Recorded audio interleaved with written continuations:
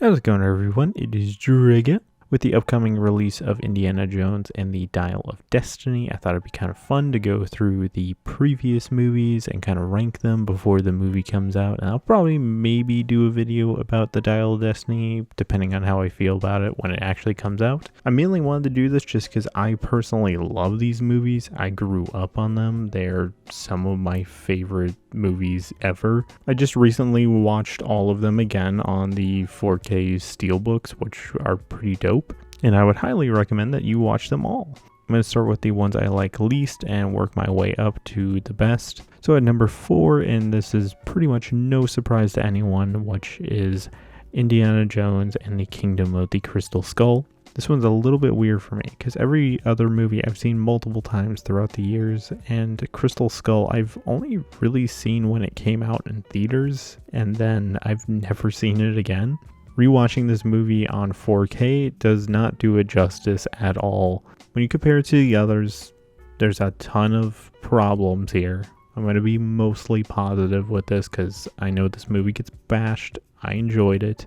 The main problem with it is because they lean so heavily into CGI for a lot of this movie. Watching it on a 4K all these years later, wow, that CGI does not hold up. There's so many shots during this movie. I was just like, that doesn't look that great. Compared to, like, you could go watch Raiders and pretty much everything in that movie looks gorgeous still.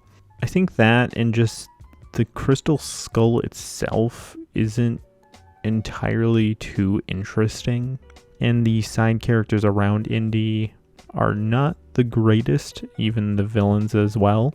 I definitely feel like if you gave some stronger side characters around him and didn't have this movie rely so heavily on CGI, I think it could have worked out a lot better for it.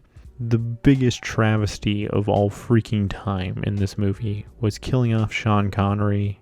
And Sean Connery was alive during the filming of this movie, so they could have had his dad be in one more movie. Biggest travesty of all time. I know they also killed off Marcus Brody the same way, which I don't know if he was alive during this movie or not. I literally do not remember. I don't want to dunk on Crystal Skull too hard because I feel like people have done that too much on the internet, and I don't really want to contribute to too much negativity. Going on to number 3, that being Indiana Jones and the Temple of Doom. Kind of like Crystal Skull, this is like the weird one, because this one has such a different tone, such a different energy compared to the other movies. Similar to Crystal Skull, I don't think the treasure that they're going after is the coolest, but the whole sets around it and, the adventure to get it is pretty darn good. And especially for this being a quote-unquote PG movie, there is some freaking wild stuff that happens in this movie with violence and blood and whatnot. I love Short Round. Short Round is such a fun side character. Not really in love with, I thought her name was Willie. She just screams a lot. Just the chemistry between Harrison and Short Round throughout this whole movie is amazing. I love their relationship. And even Harrison himself has some really good moments throughout this whole movie. And just his look, he's super sweaty the whole time, and he's super ripped. I love how absolutely insane he is throughout this whole movie. The culmination of that being the bridge scene with him just not caring in the slightest. Going on to my number 2 pick, that being Raiders of the Lost Ark. Raiders is the perfect first movie for Indy. It's a great introduction for him. He has so many great scenes throughout this whole movie. It is pretty much perfection, but the number 1 pick just inches out for me. I mean, these original 3 movies, everything in them holds up incredibly well. Raiders has so many iconic moments, obviously the opening of the movie. That's such an iconic, almost movie in itself. I always love just how, scummy Indiana Jones is during fights. Him fighting the sword guy, he just pulls out his gun and shoots him. And even his romance with Marion is super good throughout this whole movie.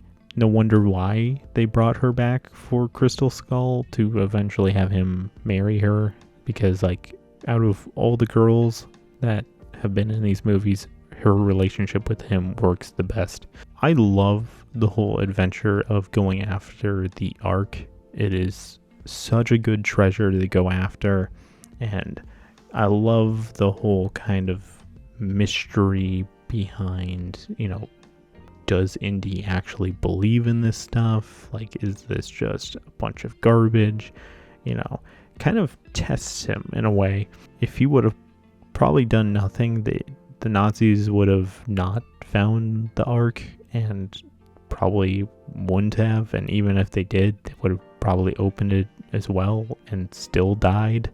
So Indy being in this movie was kind of pointless. Regardless of that, just everything in this movie works so well. Everything holds up. There's so many great action scenes throughout this whole movie. You get a great character arc with Indy and Marion, and even amazinger side characters. As good as Raiders is, it's not my number one. My number one being Indiana Jones and the Last Crusade. This movie again has a biblical tone to it. This one works so much better for me personally, in character, story, emotion. I think out of all the openings, I love the opening in Last Crusade.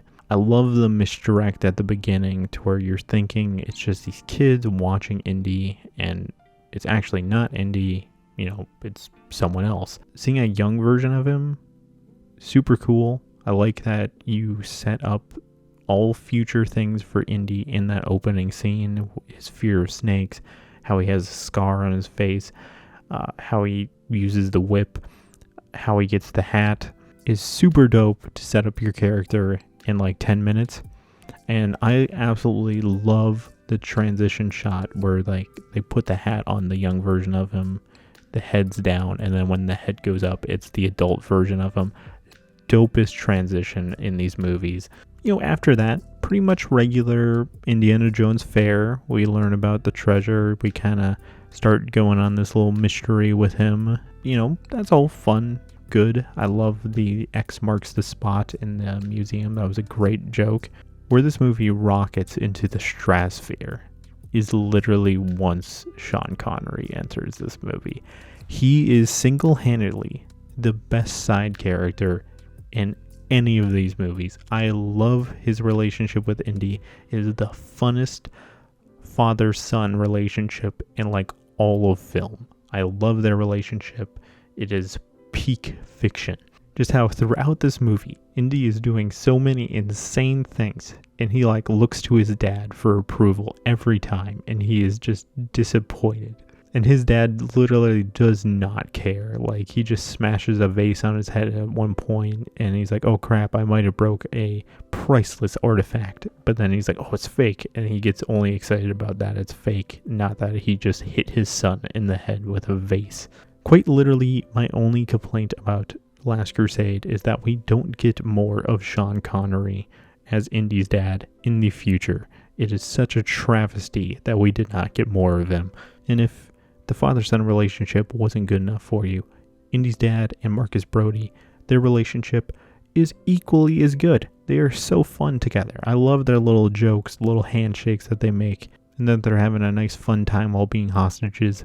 I equally love the Holy Grail as the treasure in this movie. The fact that his dad was so obsessed with it, and, leading into the finale of this movie, basically has it to where Indy has to fully trust what his dad, researched.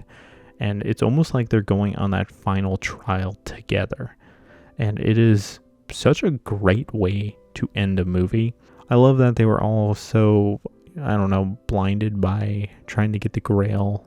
And, everyone was like basically killing themselves to grab it.